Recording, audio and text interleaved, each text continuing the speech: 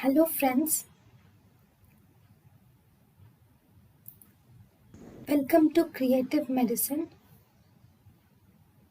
In this lecture, we will learn about Now, pharmacological actions of nitrates on the coronary arteries.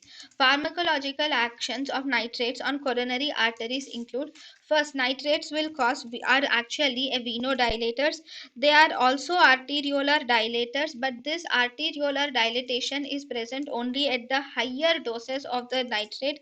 These nitrates can shift the blood from epicardium. They can shift the blood from epicardium to the subendocardium.